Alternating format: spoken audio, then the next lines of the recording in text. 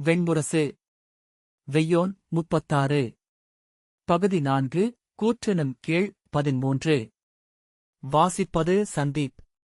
புஷ்பகோஷ்டத்தின் பெருமுற்றத்தில் தேர் நிற்க படிகளில் கால் வைக்காமலேயே இறங்கி சகலங்கள் ஓடி மெழுகென தேய்ந்திருந்த தரையில் குரடுகள் சீர்தாளமென ஒலிக்க நடந்து மாளிகைப் படிகளில் ஏரிக்கூடத்தை அடைந்த கர்ணனை நோக்கி வந்த பிரமோதர் தலைவணங்கி, அமைச்சர் தங்களை மும்முறை தேடினார் என்றார். கர்ணன் தலையசைத்தான். சென்று அழைத்து வரவா என்று வினவினேன். வேண்டாமென்றார் தலையசைத்து. அரசர் எங்கிருக்கிறார் என்றான் கர்ணன். உள்ளவை கூடத்தில் இளையோருடன் இருக்கிறார் என்றார். கர்ணன் உண்டாட்டா என்றான். பிரமோதர் புன்னகை புரிந்தார். மேலே நடந்தபடி சிந்து நாட்டரசர் எப்போது வருகிறார் என்றான் கர்ணன். அவரும் மேலே உண்டாட்டில் இருக்கிறார் என்றார் பிரமோதர். கர்ணன் புருவங்களில் விழுந்த முடிச்சுடன் திரும்பி நோக்கி, உண்டாட்டிலா என்று கேட்டான். அமைச்சர் தங்களை உண்டாட்டிற்கு அழைக்கவே வந்தார் என்று கருதுகிறேன் என்றார் பிரமோதர். கர்ணன் தலையசைத்துவிட்டு எடைமிக்க காலடிகள் தொன்மையான மரப்படிகளை நெரித்து வண்டொலி எழுப்ப மேலேறிச் சென்றான். இடைநாழியின் மறுஎல்லையில் நின்றிருந்த கனகர் அவனைக் கண்டதும் தேன்மெழுகு பூசப்பட்டு கரிய மரத்தரையில் நீரென நிழல் விழுந்து தொடர ஓடி வந்து அவனை அணுகி வணங்கி, தங்களைத்தான் அரசர் கேட்டுக் கொண்டிருந்தார் அங்கரே என்றார். என்னையா என்றான் கர்ணன். கனகர் சற்று குழம்பி, ஆம், தங்களைத்தான் என்றார். கர்ணன் சில கணங்கள் இடையில் கைவைத்து விழிகள் வேறெங்கோ திரும்பியிருக்க அசைவற்று நின்றபின், ஜெயத்ரதர் அங்கு உள்ளார் அல்லவா என்றான். ஆம் அரசே, ஜெயத்ரதரும் உண்டாட்டில் மகிழ்ந்திருக்கிறார் என்றார் கனகர். கர்ணன் உடலில் அவன் திரும்பப் போவது போல் ஓர் அசைவு எழ கனகர் முந்திக்கொண்டு, உண்டாட்டுக்கு தங்களை ஜெயத்ரதரே அழைப்பதாக அரசர் சொன்னார் என்றார். கர்ணன் திரும்பி அவர் கண்களை பார்க்க அவை மெல்லிய அசைவுடன் திரும்பின. அவர் சொன்னது போய் என்று உணர்ந்து அவன் புன்னகைத்து விரல்களால் மீசையை நீவிக்கொண்டான். அப்புன்னகையிலேயே அப்போது தன்னியல்பாக உருவான மெல்லிய தடையை கடந்து நன்று என்றபடி மேலே நடந்தான். 3 சிறிய படிகளைக் கடந்து திரும்பி வரவேற்பு கூடத்திற்குள் நுழைந்து அங்கிருந்த அணுக்கனிடம் தன்னை அறிவிக்கும்படி கை காட்டினான். அவன் பெரிய கதவை சற்றே திறந்து உள்ளே சென்றதும் தன் மேலாடையை சீரமைத்து குழலை பின்னால் தள்ளி நீவியபடி காத்திருந்தான். தன் எண்ணங்களை குவிக்கும் பொருட்டு கதவின் பித்தளைக்கு மொழியில் தெரிந்த தன் உருத்துளியை நோக்கினான். அத்துளிக்குள்ளேயே அவன் நோக்கு மேலும் கூர்த்துளியென தெரிந்தது. மலைக்கழுகின் குரல் போல ஓசையிட்டபடி கதவு விரியத் திறந்து துச்சலனும் துர்முகனும் இருகைகளையும் விரித்தபடி பாய்ந்து வெளியே வந்தனர். மூத்தவரே, தங்களுக்காகத்தான் காத்திருந்தோம். உள்ளே வருக என்று அவன் கைகளை பற்றிக் கொண்டான் துச்சலன். அவன் உடலெங்கும் கள்மணம் வீசியது. கள்ளேப்பம் விட்ட துர்முகன், நான் உங்களைத் தேடினேன் என்றான்.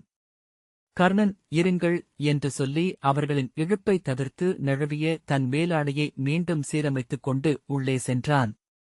துர்முகன் உரக்க, உண்டாட்டு. மூத்தவரே, நெடுங்காலமாக இதுபோல் ஒரு உண்டாட்டு நிகழ்ந்ததில்லை என்றான். நேற்று முன்தினம்தான் உண்டாட்டு நிகழ்ந்தது என்றான் கர்ணன். அதைவிட பெரிய உண்டாட்டு இது. அன்று விடிகாலை என்பதால் நாங்கள் நன்கு உண்ணவில்லை. இப்போது இத்தனை வரவேற்புச் சடங்குகளுக்குப் பிறகு எங்களுக்கு பசியும் விடாயும் உச்சம் கொண்டிருக்கின்றன என்று துச்சலன் சொன்னான். வருக என்று மீண்டும் அவன் கையைப்பற்றிக் கொண்டு சென்று நீள்வெறி கூடத்தில் தரையெங்கும் பரவி அமர்ந்திருந்த கௌரவர்கள் நடுவே நிறுத்தினான். அங்கு உண்டாட்டு ஏற்கனவே நெடுநேரம் கடந்திருந்தது. கூடத்தின் ஒரு பகுதி முழுக்க கழித்து துப்பப்பட்ட எலும்பு குவையும் ஒழிந்த கல்கலங்களும் குடித்து வீசப்பட்ட குவளைகளும் ஊன்பொதிந்த இலைத்தாளங்களும் சிதறிக் கிடந்தன. பணியாளர்கள் சுவரோரமாகவே நடந்து சென்று ஓசையின்றி அவற்றை பொறுக்கி கூடைகளில் சேர்த்து வெளியே சென்று கொண்டிருந்தனர். கௌரவ நூற்றுவர்கள் தரை முழுக்க பரவி கைகளை ஊன்றியும் உடலை தளர்த்தியும் குனிந்தும் மல்லாந்தும் அமர்ந்து இறுதிக்கட்ட ஊன்கோளில் ஈடுபட்டிருந்தனர். இரு கைகளையும் பின்பக்கமாக தரையில் ஊன்றி தலையை மார்பில் சரித்து கால்களை அகற்றி நீட்டி தரையில் அமர்ந்திருந்த துரியோதனன் கைகள் வழியாகவே கர்ணனின் காலடி அதிர்வை உணர்ந்து எடை கொண்டிருந்த தலையை உந்தித் தூக்கி சிவந்த விழிகளால் அவனைப் பார்த்து உதடுகளை அசைத்து ஏதோ சொல்ல வந்தான். சொல் சிக்காமையால் வலக்கையை ஊன்றி உடலை தூக்கி இடக்கையை அவனை நோக்கி சுட்டி, இவர் என் மூத்தவர் கர்ணன். அங்க நாட்டிற்கு அரசர் என்றபின் திரும்பி அருகிலிருந்த ஜெயத்ரதனின் தொடையை அறைந்து, மைத்துனரே என்றான். வாயிலும் உடைகளிலும் உணவுப் பசையும் துகள்களும் சிதறியிருக்க யோகிகளுக்குரிய புன்னகையுடன் சுவரில் சாய்ந்து கண்மூடி துயிலில் இருந்த ஜெயத்ரதன் திடுக்கிட்டு எழுந்து வலக்கையால் வாயைத் துடைத்து, யார் என்றான். நான் அஸ்தினபுரியின் அரசன், பாரதவர்ஷத்தின் சக்கரவர்த்தி துரியோதனன் என்றான். துரியோதனன். ஜெயத்ரதன் அதில் ஐயமென்ன என்றபின் மீண்டும் தலையை சாய்க்க துரியோதனன் அவன் முந்தலையைப் பற்றி குலுக்கி, விழித்துக் கொள்ளுங்கள், நான் சொல்லப் போகிறேன் என்றபின் கர்ணனை நோக்கித் திரும்பி, என்ன சொல்லப் போகிறேன் என்றான்.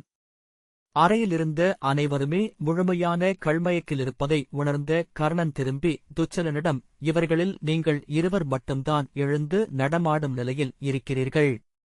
நீங்கள் ஓடி வந்ததை பார்த்தபோது மைத்துனர் முன் நீங்கள் இருவரும் கள் மயக்கிலிருப்பதை எப்படி அரசர் ஒப்புக்கொண்டார் என்று எண்ணினேன் என்றான். துச்சலன், மூத்தவரே, அரசர் கள்மயக்கில் இல்லை, அவர் எண்ணத்தில் ஆழ்ந்திருக்கிறார் என்றான். துரியோதனன் இரு கைகளையும் நீட்டி, என்னை தூக்குங்கள் என்றான்.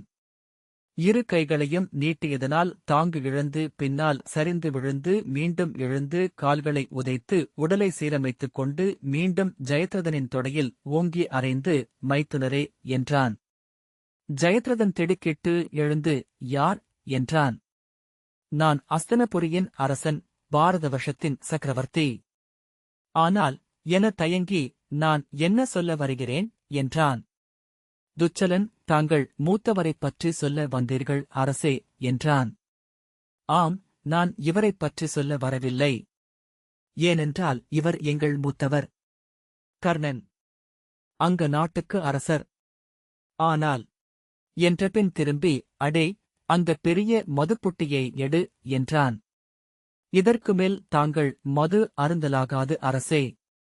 நாம் பேரரசரை இன்னும் சந்திக்கவில்லை என்றான் கர்ணன். அவர் இதைவிட மது அருந்தியிருப்பார். மது அருந்திவிட்டு அவர் முன் சென்றால் என்ன வகை மது என்றுதான் அவர் கேட்பார் என்றான் துரியோதனன். ஜெயத்ரதன் காக்கைகள் பூசலிடும் வேடிக்கையான ஒலியில் உரக்கச் சிரித்து அச்சிரிப்பின் அதிர்வினாலேயே உடல் தளர்ந்து கையூன்றி ஏப்பம் விட்டான். கர்ணன் துரியோதனன் அருகே சென்று அங்கு கவிழ்ந்து கிடந்த சிறு பீடமொன்றை நிமிர்த்தி அதில் அமர்ந்தபடி, அரசே, உண்டாட்டு அரசருக்குரியதுதான். ஆனால் இதன் பெயர் உண்டாட்டு அல்ல, கள்ளாட்டு என்றான். ஆம், கள்ளாட்டு.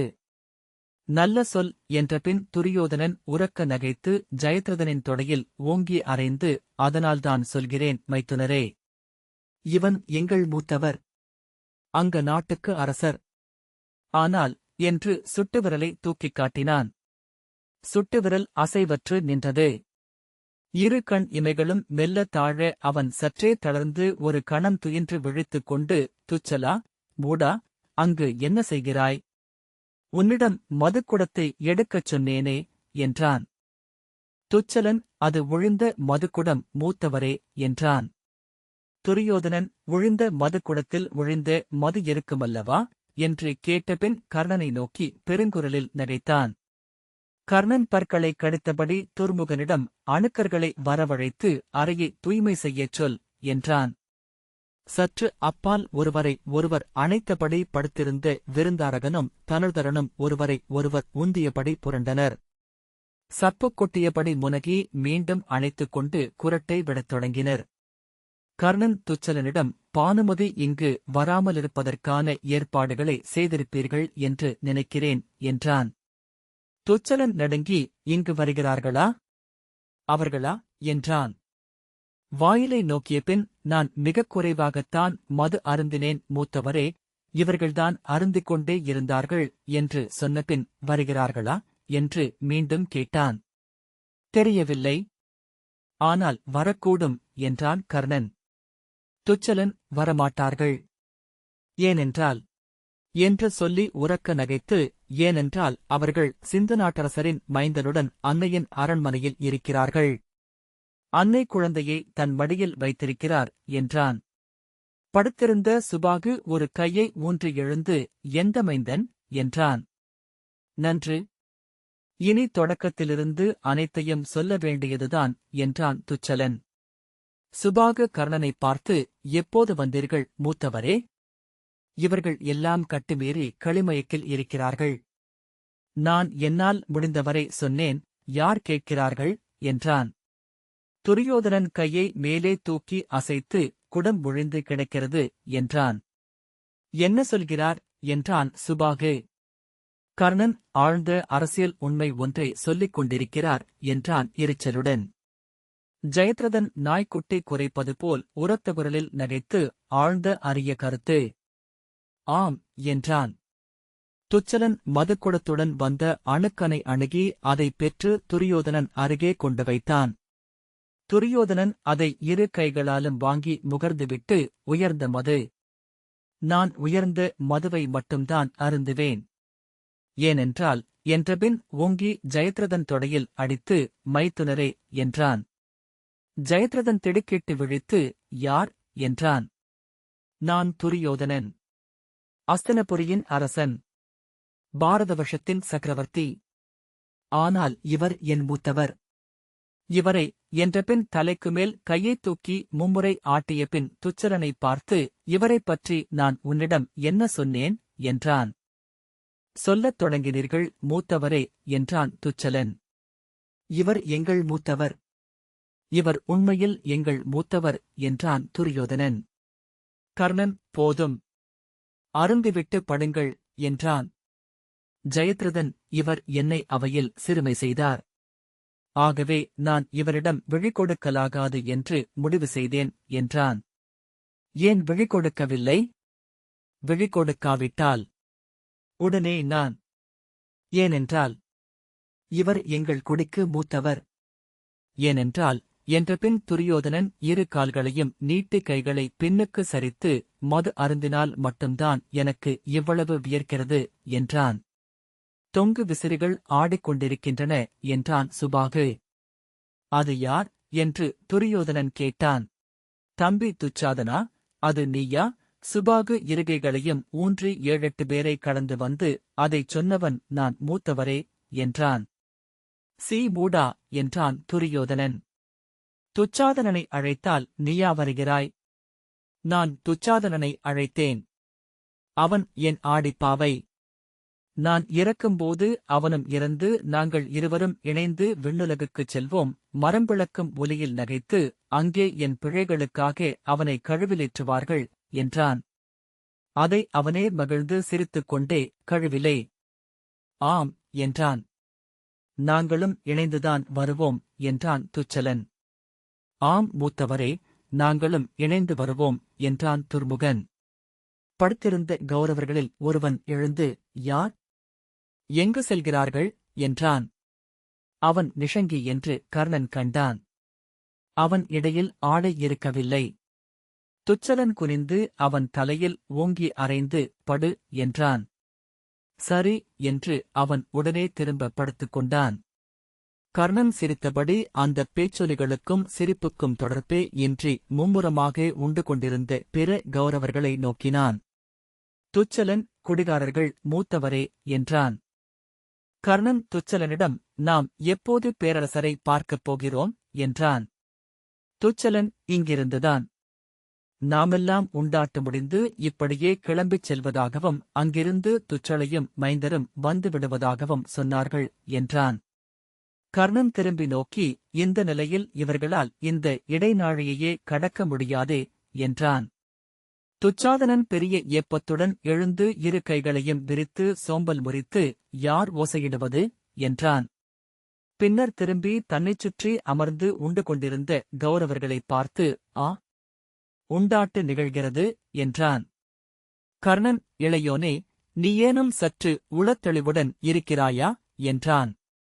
துச்சாதனன், மூத்தவரே, தாங்களா என்றபின் எழுந்து தலைவணங்கி குனிந்து கீழே கிடந்த சால்வையை எடுத்து உடலைத் துடைத்தபடி நான் சற்று துயின்றுவிட்டேன் என்றான். உண்டாட்டு நெடுநேரமாக நடக்கிறது அல்லவா என்றான் கர்ணன். நெடுநேரமாக இல்லை. இப்போதுதான் என்றபின் துச்சாதனன் திரும்பி துரியோதனனை பார்த்து, மூத்தவர் சற்று மிகையாகவே கள்ளுண்டார் என்றான். இன்று அவருள்ளம் உவகையால் நிறைந்திருக்கும். இளைய மைந்தனை அவர் இன்னும் பார்க்கவில்லை. மைந்தன் வந்துள்ளான் என்று அறிந்ததுமே உவகையில் கள்ளுண்ணத் தொடங்கிவிட்டார். துரியோதனன், கள் அல்ல, இமய மது அது. திரிகர்த்தர்களின் நாட்டிலிருந்து வருகிறது. சோமக்கொடியின் நீரை பிழிந்து அதில் நறுமணம் சேர்த்து இந்த மதுவை செய்கிறார்கள். இதை அருந்துபவர்கள் விண்ணுலகுக்குச் சென்று அங்குள்ள தேவகன்னியருடன் ஆடி மீள்வர். நான் என்றபின் ஓங்கி ஜெயத்ரதன் தொடையில் அடித்து, மைத்துனரே என்று வெடிக்குரலில் அழைத்தான். ஜெயத்ரதன் திடுக்கிட்டு விழித்து 4 புறமும் பார்த்து, யாரது என்றான். நான் துரியோதனன், அஸ்தனபுரியின் அரசன், பாரதவர்ஷத்தின் சக்கரவர்த்தி. இவர் எங்கள் மூத்தவர் என்ற துரியோதனன் துச்சாதனனை பார்த்து சில கணங்கள் அசைவிழந்து அமர்ந்திருந்தபின் மீண்டும் கர்ணனை பார்த்தபின், இவர் எங்கள் மூத்தவர், அங்க நாட்டுக்கு அரசர் என்றான். ஆம் என்றான் ஜெயத்ரதன். இவரை நான் பார்க்கவே கூடாது என்று நினைத்தேன் என்றான். ஏன் என்றான் துச்சாதனன். இவர் என் ஆடையை அவிழ்த்து அவை நடுவே நிறுத்தினார். கர்ணன், பொறுத்தருள்க மைத்துனரே. தங்கள் கால்களை சென்னி சூடி அதற்காக துயர் அறிவிக்கிறேன் என்றான். ஜெயத்ரதன், நான் வஞ்சம் கொண்டிருந்தேன். ஆனால் அந்த வஞ்சத்தை நான் காட்டினால் என்னை துச்சளை கொன்றாலும் கொன்றுவிடுவாள். அவள் கௌரவரின் தங்கை என்று தெரிந்ததனால் நான் அந்த வஞ்சத்தை மறைத்துக் கொண்டேன்.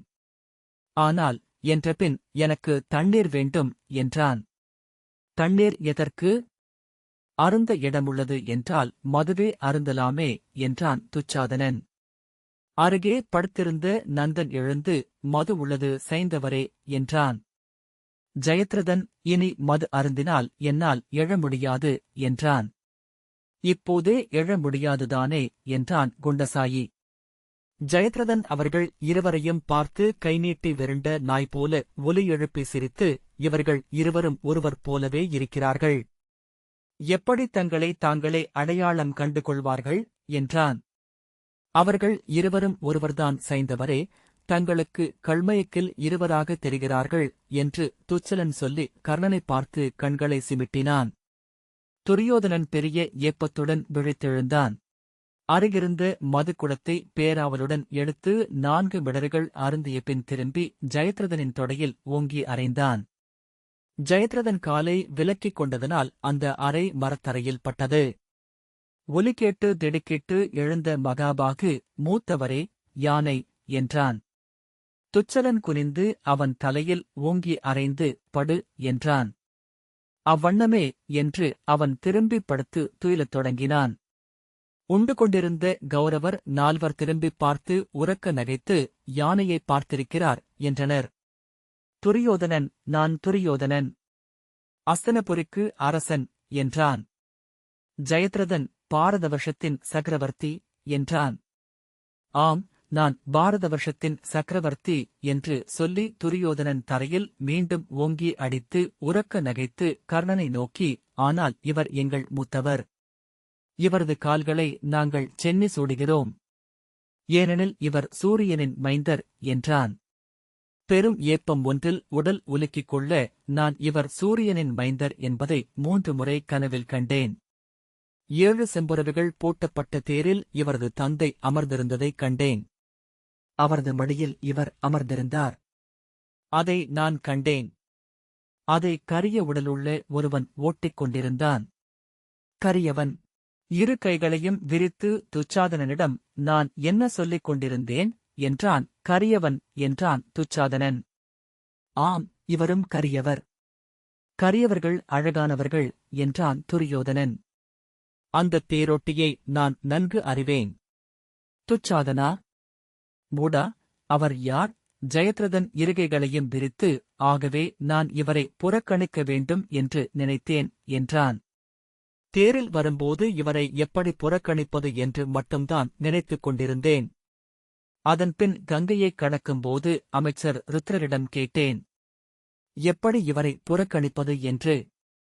எப்படி என்று மகிழ்வுடன் சிரித்தபடி ஜலகந்தன் அருகே முகம் தூக்கி கேட்டான். ருத்ரர் சொன்னார், அங்கநாடு மிகச்சிறிய நாடு. நான் தொல்புகழ் கொண்ட சிந்து நாட்டின் தலைவன். ஆகவே அங்கநாட்டு அரசரை முறைமை என்பதற்கப்பால் நாம் அடையாளம் காண வேண்டிய தேவையே இல்லை. ஆகவே நானும் அதை செய்தேன். அவன் நீர்க்குப்பளிப்பது போல சிரித்தான். நான் அதற்கென்று நன்கு பயிற்சி பெற்றவன். அவனே மகிழ்ந்து 4 பக்கமும் நோக்கியபின் கடையாணி உரசும் ஒலியில் நகைத்து, ஆகவே நான் இவரை பார்க்கவில்லை. ஆம் அங்கரே, நான் உங்களை பார்க்கவில்லை என்றான். கர்ணன் புன்னகைத்தான். ஜெயத்ரதன் 2 கைகளையும் விரித்து, ஆகவே நான் உங்களை பார்க்காமல் வந்தேன்.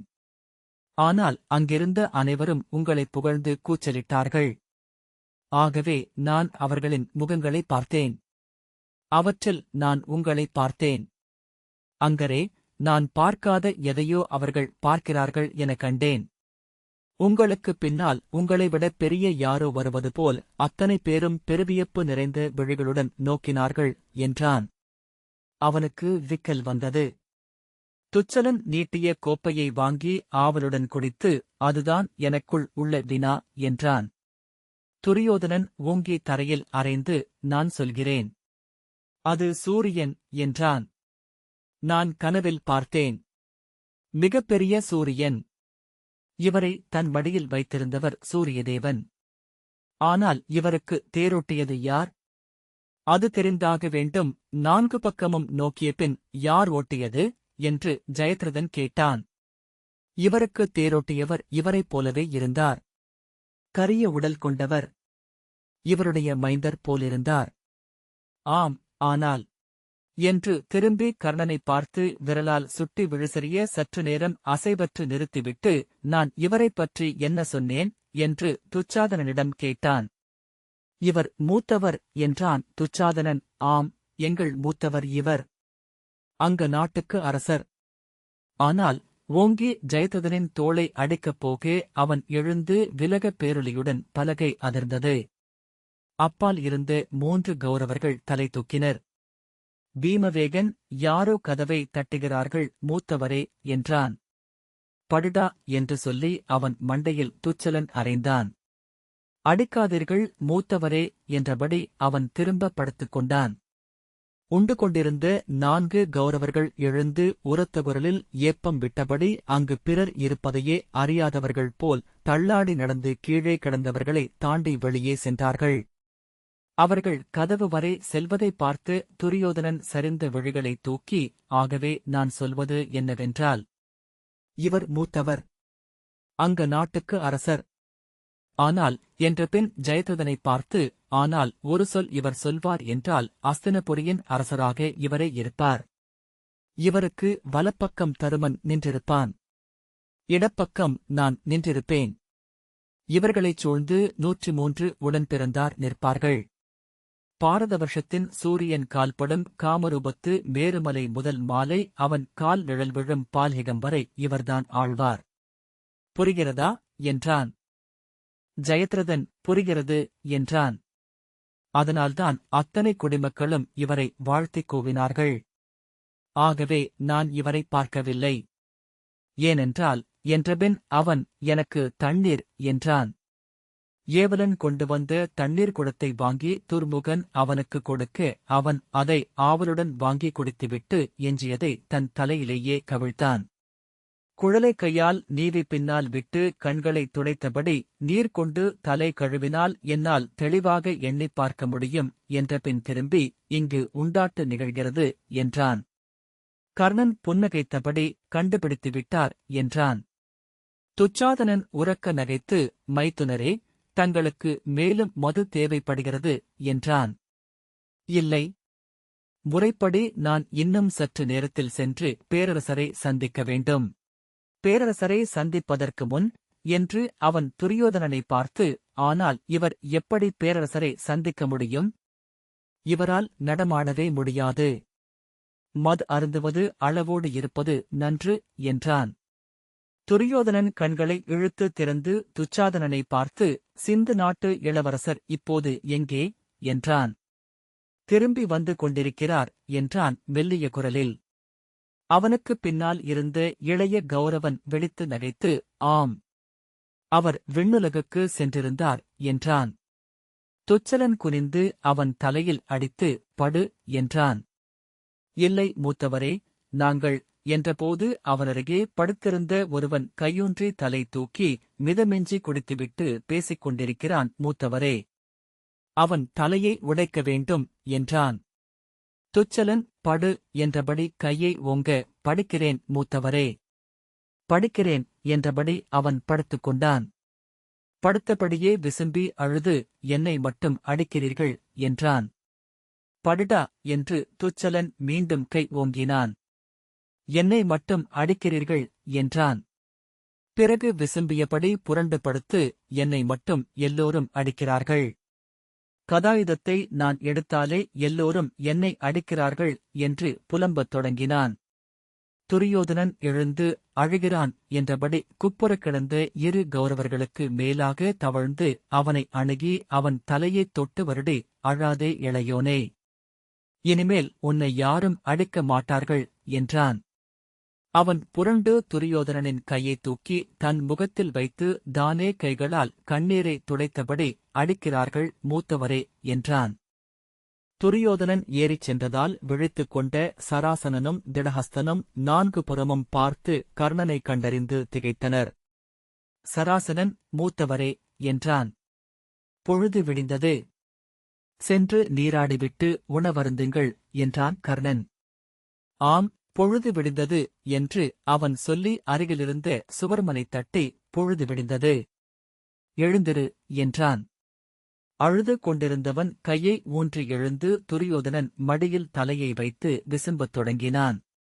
துரியோதனன் அவன் தலையை வருடியபடி, மிகவும் இளையவன், இவனுக்கு இளவயதில் நான்தான் உணவு ஊட்டுவேன் என்று கர்ணனிடம் சொன்னான். பேரொலியுடன் ஒரு விசும்பல் கேட்க கர்ணன் திரும்பி கௌரவர்களை பார்த்தான். இருவர் வெண்ணிறப் பற்கள் தெரிய சிரித்துக் கொண்டிருந்தனர். அது சிரிப்பொலியா என்று அவனுக்கு ஐயமாக இருந்தது. துரியோதனன் கண்களிலிருந்து கண்ணீர் சொட்டிக் கொண்டிருந்தது. மூக்கைத் துடைத்தபடி, என் மைந்தர் என்றான். பிறகு இரு கைகளையும் விரித்து, இவர்களெல்லாம் என் மைந்தர், 100 மைந்தர். இவர்களை நான் தோளில் தூக்கி வளர்த்தேன். என் 100 தம்பியர் என்றான். மீண்டும் அந்த உரத்த விசும்பல் ஒலி கேட்க கர்ணன் திரும்பிப் பார்த்தபோது ஜெயத்ரதன் அழுது கொண்டிருந்தான். சிரிப்பை அடக்குவதற்காக கர்ணன் தலை திருப்பி மீசையை நீவினான். ஜெயத்ரதன் கைகளை நீட்டி உடைந்த குரலில், நானும் தம்பிதான் மூத்தவரே. நான் இங்கேயே இருந்து கொள்கிறேன். உங்கள் தம்பியரில்